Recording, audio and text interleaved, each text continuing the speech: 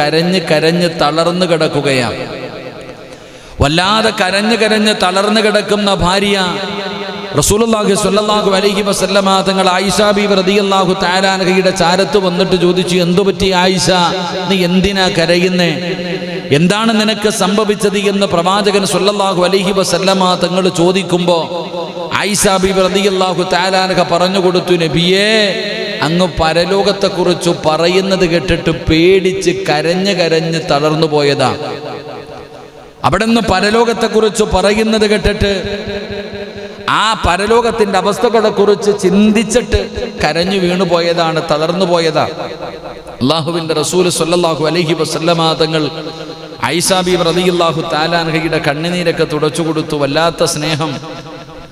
ഭാര്യ ഒന്ന് കരഞ്ഞു കഴിഞ്ഞപ്പോൾ മുത്തുനബിയുടെ കണ്ണ് നിറഞ്ഞുപോയി. പ്രവാചകൻ അവിടെ നിന്ന് സഹിക്കാൻ കഴിഞ്ഞില്ല. മഹാനായ നബി മുഹമ്മദ് മുസ്തഫ, ഉറക്കപ്പറ, മഹാനായ നബി മുഹമ്മദ് മുസ്തഫ സല്ലല്ലാഹു അലൈഹി വസല്ലമ തങ്ങൾ തൻ്റെ പ്രിയപ്പെട്ട ഭാര്യ ഒന്ന് കരഞ്ഞപ്പോൾ എടുത്തിങ്ങനെ മടിയിൽ വെച്ചിട്ട് അവിടുത്തെ കണ്ണുനീര് തുടച്ചു കൊടുത്തു എന്ന് ചരിത്രം പറയുന്നു. റസൂലുള്ളാഹി തങ്ങൾ ആരാ? ലോകത്തിൻ്റെ നേതാവ് നബി മുഹമ്മദ് മുസ്തഫ.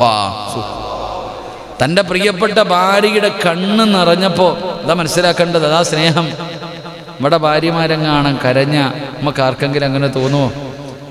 നമ്മുടെ പ്രിയപ്പെട്ട ഭാര്യയെങ്ങാണം ഒന്ന് കരഞ്ഞു കഴിഞ്ഞാൽ ആ ഭാര്യയുടെ കണ്ണുനീര് തുടച്ചു കൊടുക്കുവാനോ സമാധാനിപ്പിക്കുവാനോ നമുക്ക് ആർക്കെങ്കിലും തോന്നുമോ? എന്താ ഇപ്പം എല്ലാവരും എന്നെ നോക്കി ചിരിക്കണേ, എന്താ നാസറിൻ്റെ തോന്നുമോ?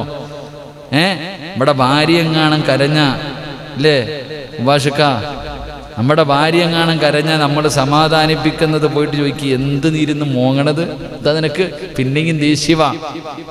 ഏത് ഭർത്താവാ സമാധാനിപ്പിക്ക? റഫീഖാക്ക, അഭിപത്തൊന്നും കേൾക്കണ്ട.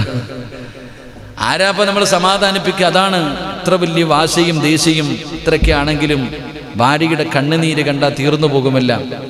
നിങ്ങൾ ചരിത്രം എടുത്തു നോക്കിയത് ആരുടെ ചരിത്രമാണ്? ഏതെങ്കിലും ഒരു സിനിമ സൂപ്പർ സ്റ്റാറിന്റെ ചരിത്രമൊന്നുമല്ല. ഈ ലോകം തന്നെ സൃഷ്ടിക്കാൻ കാരണക്കാരനായ നബി മുഹമ്മദ് മുസ്തഫ സല്ലല്ലാഹു അലൈഹി വസല്ലമ തങ്ങളുടെ ചരിത്രം നിങ്ങൾ വായിച്ചു നോക്ക്. ഒരിക്കൽ അള്ളാഹുവിൻ്റെ പ്രവാചകൻ സല്ലല്ലാഹു അലൈഹി വസല്ലമ തങ്ങളും തൻ്റെ ഭാര്യയായ ആയിഷ ബീബി റളിയല്ലാഹു തആല അൻഹ രണ്ടുപേര് എന്തോ പറഞ്ഞിട്ട് പിണങ്ങി. പിണക്കം അവിടെയുമുണ്ട്. അള്ളാഹു ഈമാൻ തരുമാറാകട്ടെ. സ്നേഹമുള്ളിടത്തെ പിണക്കമുണ്ടാവും. ഇല്ലേ ഭാഷക്ക? സ്നേഹമുള്ളിടത്തെ എന്തുണ്ടാവത്തുള്ളൂ? പിണക്കമെന്ന് പറയുന്നത് കുടുംബജീവിതത്തിൽ എന്താ? അള്ളാന്റെ റസൂൽ സല്ലല്ലാഹു അലൈഹി വസല്ലം തങ്ങളും മലക്കൊന്നുമല്ലല്ലോ, അവിടെയും പ്രശ്നമുണ്ട്. ആയിഷ ബീവി റളിയല്ലാഹു തആല അൻഹയും പ്രവാചകനും തമ്മിൽ എന്തോ പറഞ്ഞിട്ട് പിണങ്ങി. അവരുടെ ജീവിതത്തിലുണ്ട്. നമ്മൾ വിചാരിക്കും പടച്ചോനെ എൻ്റെ ജീവിതത്തിൽ മാത്രമേ പിണക്കമുള്ളൂ, എന്നും അടിയും ബഹളവാണെന്ന്. പടച്ചോനെ എല്ലാവരുടെ ജീവിതത്തിലുമുണ്ട്. അടിയും വഴക്ക് നമ്മുടെ ജീവിതത്തിൽ മാത്രമല്ല. ആയിഷ ബീവി റളിയല്ലാഹു തആല അൻഹയും നബി സല്ലല്ലാഹു അലൈഹി വസല്ലം തങ്ങൾ എത്ര പ്രാവശ്യം അടി കൂടിയിട്ടുണ്ടെന്നറിയോ? ആയിഷ ബീവി റളിയല്ലാഹു തആല അൻഹ പ്രവാചകൻ കൊണ്ടുവന്ന കറിയും പാത്രം എടുത്ത് എറിഞ്ഞ് പൊട്ടിച്ചിട്ടുണ്ട്.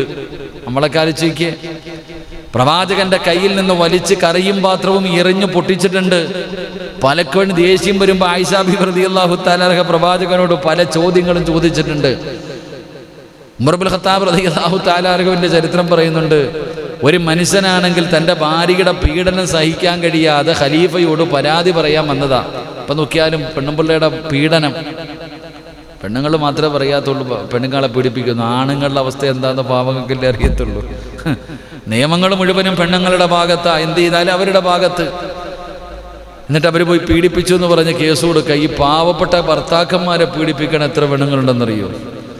അപ്പോൾ ഒരാളിങ്ങനെ ഈ പീഡനങ്ങളൊക്കെ സഹിക്കാൻ പറ്റാതെ ഇതിനൊരു പരിഹാരം ഉണ്ടാക്കണം. നേരെ ഉമർ ഇബ്നുൽ ഖത്താബ് റളിയല്ലാഹു തആല അൻഹു രാജ്യം ഭരിക്കാൻ നേരെ ഉമർ തങ്ങളുടെ വീടിൻ്റെ മുന്നിൽ വന്നു. രാത്രി തൻ്റെ ഭാര്യയുടെ പീഡനത്തെക്കുറിച്ച് പരാതി പറയാൻ വീടിൻ്റെ മുമ്പിൽ ഉമർ തങ്ങളുടെ വീട്ടിൻ്റെ മുന്നിൽ വന്നിട്ട്, പടച്ചോനെ ഈ മനുഷ്യൻ അങ്ങ് തിരിച്ചു പോവാ. എന്താണെന്നറിയോ?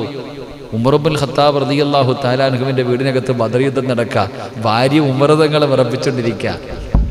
ഉമർ തങ്ങളുടെ വീടിനകത്ത് ഭാര്യ ഉമർ തങ്ങളുമായിട്ട് ഭയങ്കര വഴക്ക്.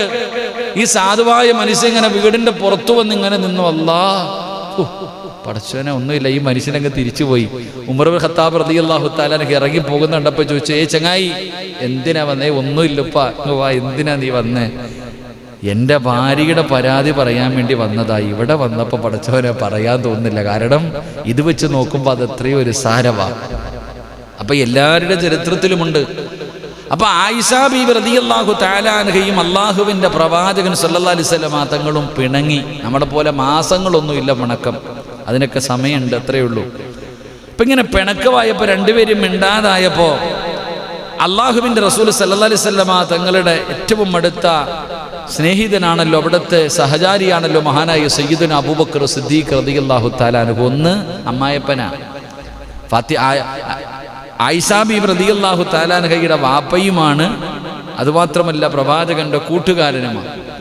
അപ്പം മകളുമായിട്ടുള്ളൊരു കുടുംബ വഴക്ക് പരിഹരിക്കുന്നതിന് വേണ്ടി ഇങ്ങനെ വന്നു നിന്നപ്പോൾ തന്നെ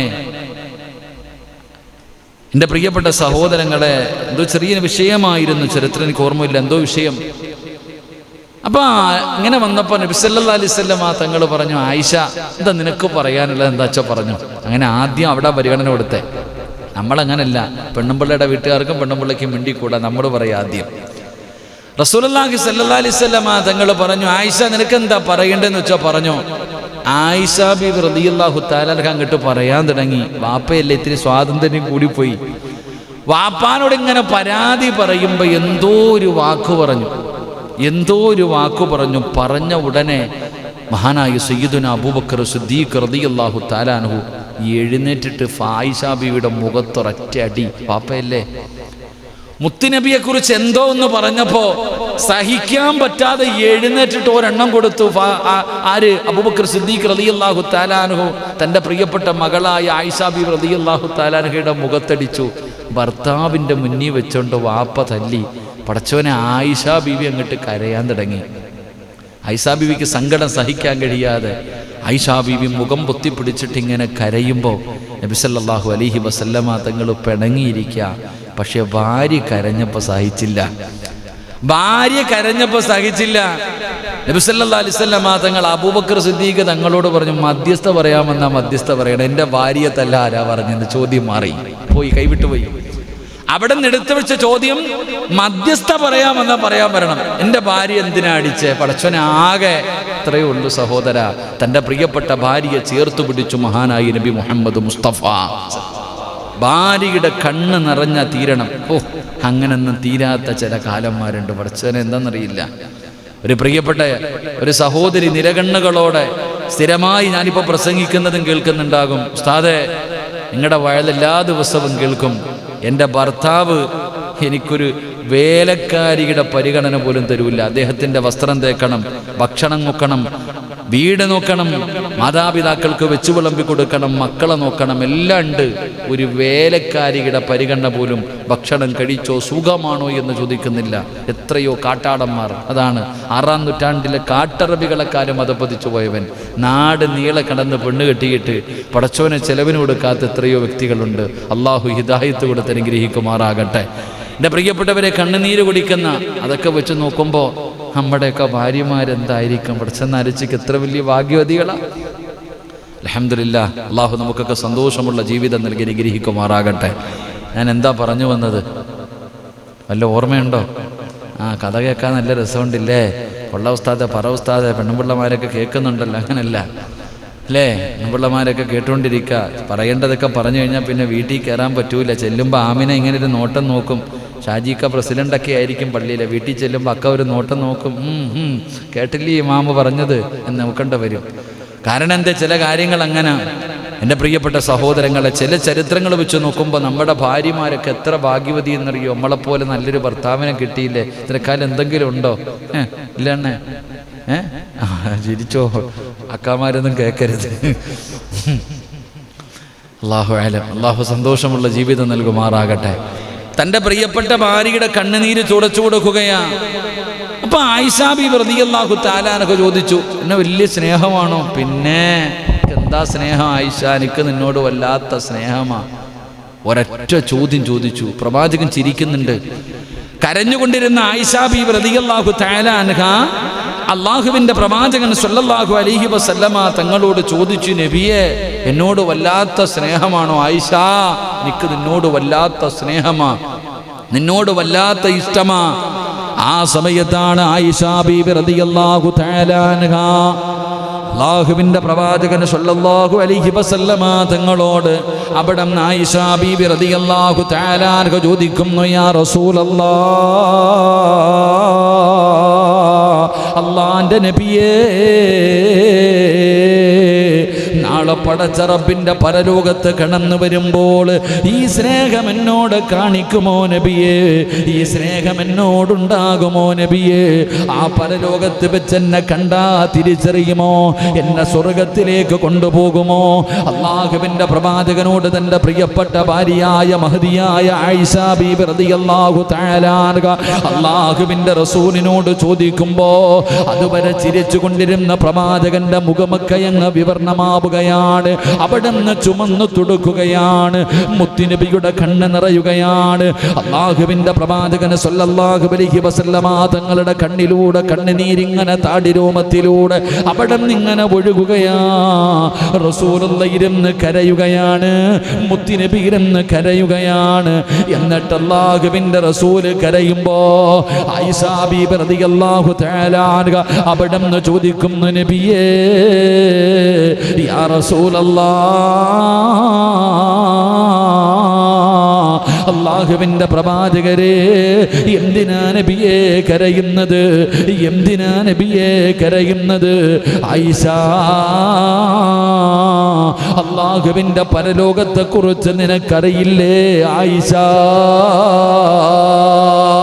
അല്ലാഹുവിന്റെ കോടതിയെ കുറിച്ച് നിനക്കറിയില്ലേ? യൗമ യഫിറുൽ മർഉ മിൻ അഖീഹി വ ഉമ്മിഹി വ അബീഹി വ സ്വഹിബതിഹി വ ബനീഹി. ജന്മം കൊടുത്ത വാപ്പയോ ഉമ്മയോ ഭാര്യയോ മക്കളോ കൂടപ്പിറപ്പോ കുടുംബക്കാരോ ഒരു മനുഷ്യനും തിരിഞ്ഞു നോക്കാത്ത പടച്ചറപ്പിന്റെ പരലോകമുണ്ടല്ലോ. അല്ലാഹുവിന്റെ റസൂൽ അവിടെന്ന് പറയുന്നു, ആയിഷ,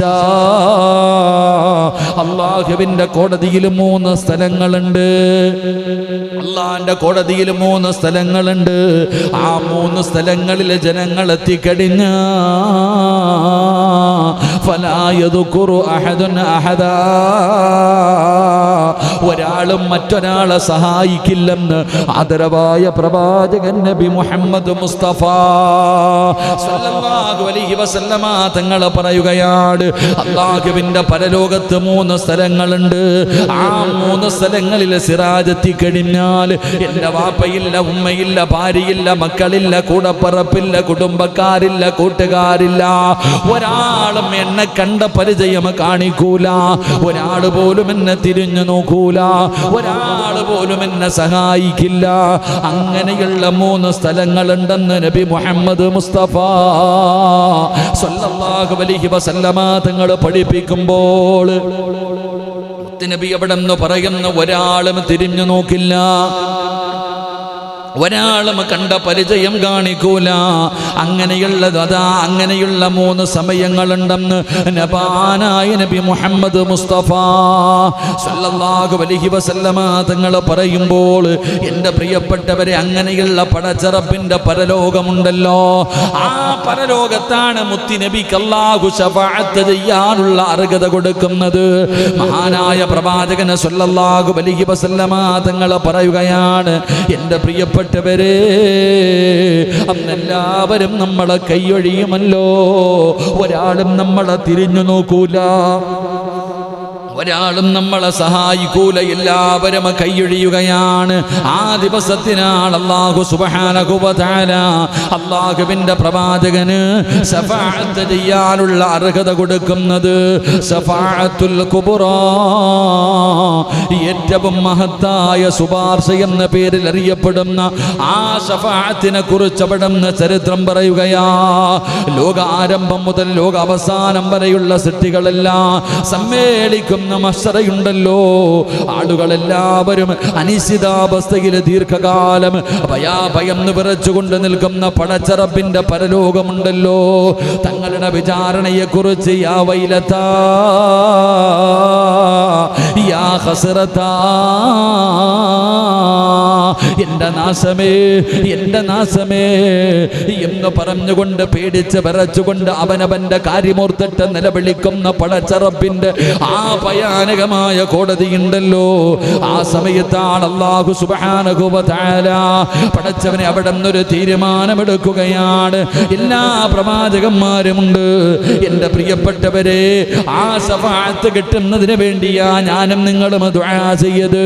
ആ പ്രവാചകന്റെ ശഫാഅത്തിന് വേണ്ടിയല്ലേ ബാങ്ക് വിളിച്ചു കഴിഞ്ഞ് ദുആ ചെയ്തത്. അൽ വസീലത വൽ ഫളീല വദറജത റഫിയ വബഅസുഹു മഖാമൻ മഅമൂദൻ الذي وعدta وارزقنا شفاعة يوم القيامة. പടച്ചവനെ, ഞാനും നിങ്ങളും ആ ശഫാഅത്ത് കിട്ടുന്നതിന് വേണ്ടിയല്ലേ ദുആ ചെയ്തത്.